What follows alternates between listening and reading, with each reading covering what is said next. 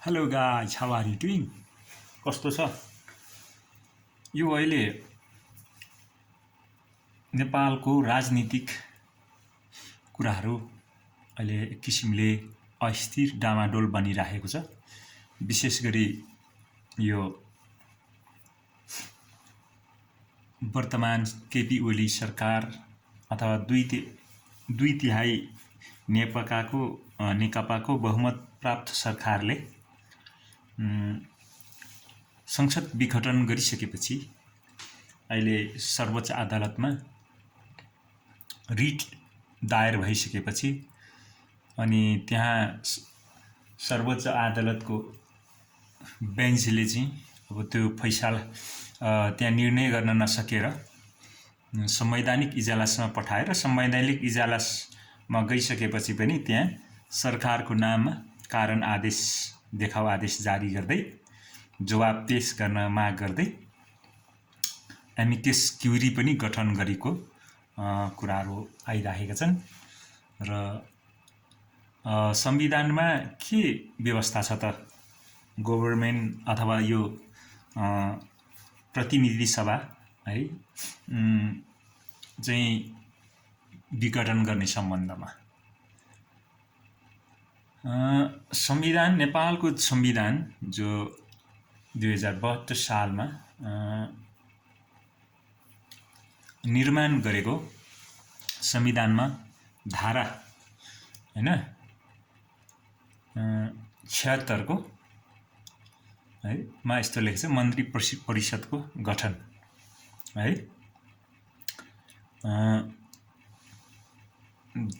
धारा 76 को उपधारा 1 मा राष्ट्रपतिले प्रतिनिधि सभामा बहुमत प्राप्त संसदीय दलको नेतालाई प्रधानमन्त्री नियुक्त गर्नेछ र निजको अध्यक्षतामा मन्त्री परिषदको गठन हुनेछ भनेको छ यहाँ है। त्यस्तै 2 को उपधारा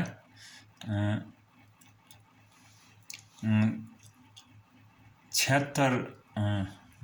धाराको उपधारा 2 मा उपधारा 2 को 1 मा चाहिँ बमोजिम प्रतिनिधि सभामा हैन कुनै पनि दलको स्पष्ट बहुमत नरहेको अवस्थामा प्रतिनिधि सभामा प्रतिनिधित्व गर्ने 2 वा 2 भन्दा बढी दलहरूको समर्थनमा बहुमत प्राप्त गर्न सक्ने प्रतिनिधि सभाको सदस्यलाई राष्ट्रपतिले चाहिँ प्रधानमन्त्री नियुक्त गर्नेछ भनेर भनेको छ यहाँ है। र यो धारा 76 लाई टेकेर प्रधानमन्त्रीले चाहिँ प्रतिनिधि सभा विघटन गरी राष्ट्रपतिले अनुमोदन गरेको कुरोले गर्दाखेरि अहिले यो विवादमा छ र अहिले न्यायालयलाई पनि यसको व्याख्या गर्ने यसको चाहिँ निकास दिनको निम्ति सजिलो भएको छैन। त्यसकारण यहाँ विभिन्न सरसल्लाह एमिकस क्युरीसम्म गठन गर्ने स्थितिमा यो केस यो रिट दायर भएपछिको केस यस्तो स्थितिमा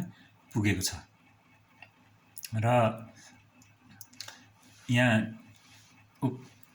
उपधारा 3 मा प्रतिनिधि सभाको निर्वाचनको अन्तिम परिणाम घोषणा भएको मितिले 30 दिनभित्र हैन उपधारा 2 बमोजिम प्रधानमन्त्री नियुक्त हुन सक्ने अवस्था नभएमा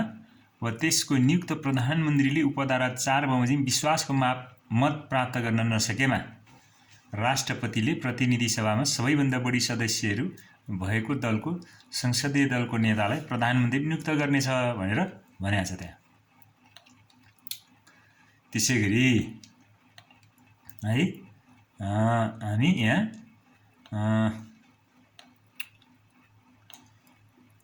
उपधारा 4 मा के भनेछ भने उपधारा 4 को मा उपधारा 2 वा 3 बमोजिम नियुक्त प्रधानमन्त्रीले त्यसरी नियुक्त भएको मितिले 30 दिनभित्र प्रतिनिधि सभाबाट विश्वासको मत प्राप्त गर्नुपर्छ भनेर भनेको छ है। त्यसैगरी उपधारा 5 को चाहिँ 5 मा चाहिँ उपधारा 3 बमोजिम नियुक्त प्रधानमन्त्रीले उपधारा 4 बमोजिम विश्वासको मत प्राप्त गर्न नसकेमा हैन त्यसैगरी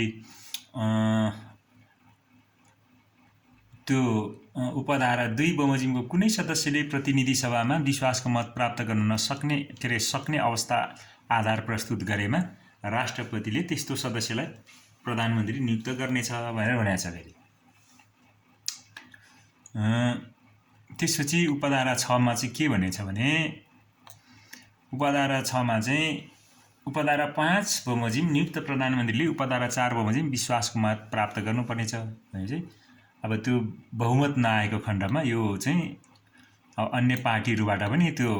विश्वासको मत प्राप्त गर्नुपर्ने अवस्थाहरू त्यहाँ देखिन्छ है। अब त्यसै गरी यहाँ उपधारा 7 मा के भनेछ भने उपधारा 5 बमोजिम नियुक्त प्रधानमन्त्रीले विश्वासको मत प्राप्त गर्न नसकेमा वा प्रधानमन्त्री नियुक्त हुन नसकेमा प्रधानमन्त्रीको सिफारिसमा राष्ट्रपतिले प्रतिनिधि सभा विघटन गरी यहाँ चाहिँ 6 महिनाभित्र भनेको छ हैन, महिनाभित्र अथवा 6 महिनाभित्र अर्को प्रतिनिधि सभाको निर्वाचन सम्पन्न हुने गरी निर्वाचन मिति तोक्नेछ भनेर भनेको छ। र यो उपधारा के अरे 7 मा चाहिँ के भन्छ त्यो विश्वासको मत प्राप्त गर्न नसकेपछि प्रधानमन्त्रीले नियुक्त हुन नसकेको अवस्थामा प्रधानमन्त्रीको सिफारिसमा चाहिँ राष्ट्रपतिले प्रतिनिधि सभा विघटन गरी 6 महिनाभित्र अर्को प्रतिनिधि सभाको निर्वाचन सम्पन्न हुने गरी निर्वाचन मिति तोक्नेछ भनेर भनेको छ। र त्यसै गरी 8 उपधारामा यस संविधान बमोजिम भएको प्रतिनिधि सभाको निर्वाचनको अन्तिम परिणाम घोषणा भएको वा प्रधानमन्त्रीको पद रिक्त भएको मितिले 35 दिनभित्र यस धारा बमोजिम प्रधानमन्त्री नियुक्त सम्बन्धी प्रक्रिया सम्पन्न गर्नुपर्नेछ भनेको छ है।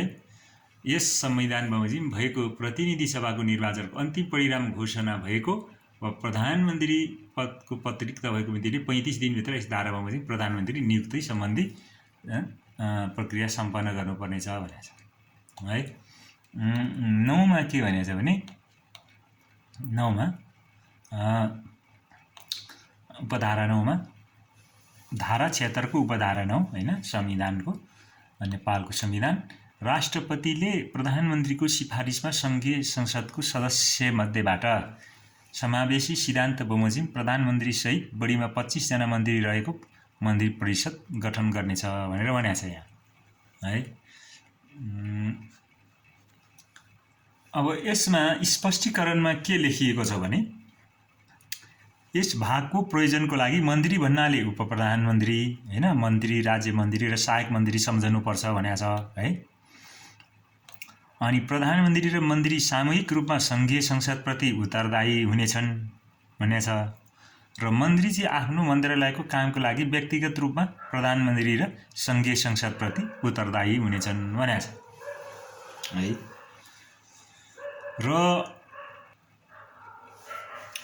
अहिलेको मुद्दा भनेको के रह्यो भन्दाखेरि यहाँनिर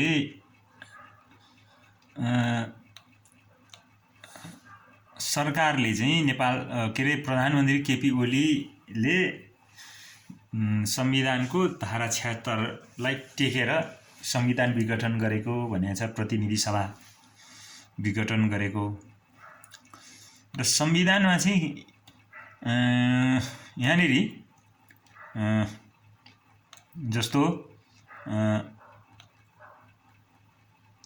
7 उपधारा 7 मा धारा 76 को उपधारा 7 मा के व्यवस्था हुन्छ 5 बमोजिम नियुक्त प्रधानमन्त्रीले विश्वासको मत प्राप्त गर्न नसकेमा वा प्रधानमन्त्री नियुक्त हुन नसकेमा प्रधानमन्त्रीको सिफारिसमा राष्ट्रपतिले प्रतिनिधि सभा विघटन गरी 6 महिनाभित्र अर्को प्रतिनिधि सभाको निर्वाचन सम्पन्न हुने गरी निर्वाचनको मिति तोक्नेछ भनेको छ। र अहिलेको यो विवादको विषय चाहिँ के रह्यो त भन्दाखेरि यो संविधानले प्रधानमन्त्रीले चाहिँ आफैले संविधान विघटन गर्नको निम्ति अधिकार दिएको छैन भनेर संविधानविदहरूले भनिराखेको अवस्था हो। र अन्य दलहरूले पनि र नेकपाकै अहिले त्यो केपी ओली इतरका अन्य दल व्यक्ति नेताहरूले भनेको कुरा पनि त्यही नै हो। र मैले यहाँ संविधान कानुनको एउटा विद्यार्थीको नाताले संविधानमा चाहिँ प्रधानमन्त्रीले हैन यो विश्वासको मत प्राप्त गर्न नसकेको अवस्थामा भन्या छ यहाँ है, त्यस्तो अवस्थामा मात्रै प्रधानमन्त्रीले चाहिँ प्रतिनिधि सभा चाहिँ विघटन गर्नको निम्ति राष्ट्रपति कहाँ पुर्याउने र राष्ट्रपतिको सिफारिसमा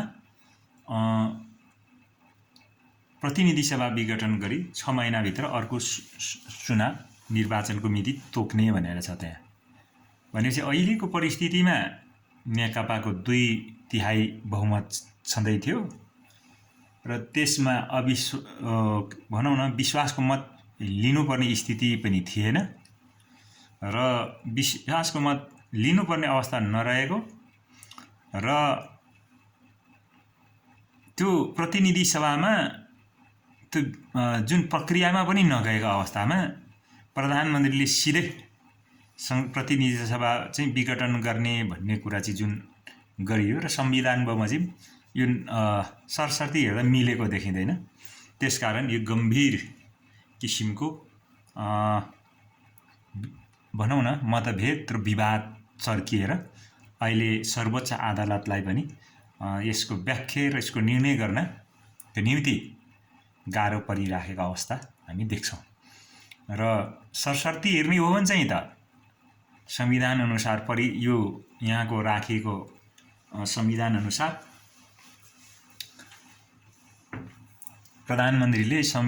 प्रतिनिधि सभा विघटन गर्ने अवस्था चाहिँ त्यस्तो क्रिएट स्थिति नै सिर्जना नभएको जस्तो देखिन्छ र यो व्यक्तिगत टकरावले गर्दाखेरि रिस आवेगमा बदला लिन एक आपसमा नेता बीचको झगडाले प्रतिनिधि सभा विघटन हुँदा संविधान धारा 76 टेकियो भनेर भनेको छ, तर त्यहाँ टेक्दाखेरि पनि जुन संविधानले यहाँ परिकल्पना गरेको छ त्यो परिकल्पना अनुसार भएको देखिँदैन।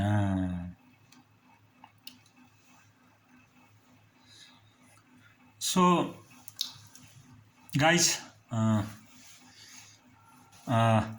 आजको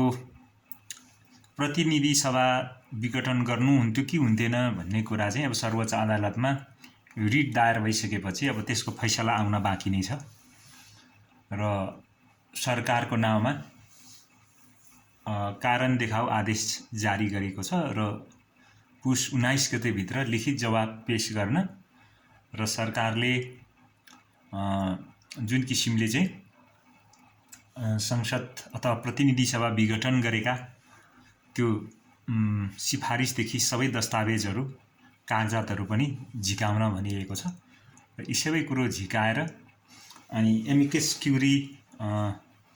पनि गठन भएको छ। यो बार एसोसिएसन र सर्वोच्चको बार एसोसिएसन र नेपाल बार एसोसिएसनबाट केही एमिकस क्युरी गठन गरिकन केही वरिष्ठ अधिवक्ताहरूले सुझाव दिने र साथसाथै संवैधानिक इजलासमा पनि यो छलफल भएर यो कारण देखाऊ आदेश जारी भइसकेको छ, किनकि सर्वोच्च अदालतले नै निर्णय गर्न नसकेर संवैधानिक इजलासमा पुर्याएर त्यो संवैधानिक इजलास बसेर अब अहिले एमिकस क्युरीको पनि गठन गर्ने माग भएको र अन्य कागजातहरू झिकाउने सरकारले गरेका निर्णयहरूको विषयमा र त्यसपछि यो सरकारलाई कारण देखाऊ आदेश लिखित जवाब पनि माग गरेको हुनाले अब यसको अन्तिम आइसकेपछि सबै गरेर बहस गरेर त्यसको अन्तिम फैसला आउने नै छ र यसले अब सर्वोच्च अदालतले के कस्ता फैसला ल्याउनेछ त्यो प्रतीक्षाको घडीमा सबैजना पर्खिराखेकै छन् र यसले गर्ने फैसलाले चाहिँ अब यो संविधानलाई कसरी व्याख्या गर्छ यो हेर्न बाँकी छ। यसो भन्दै आजको यो बसाइमा यहाँहरुबाट बिदा हुन चाहन्छु। Thank you guys.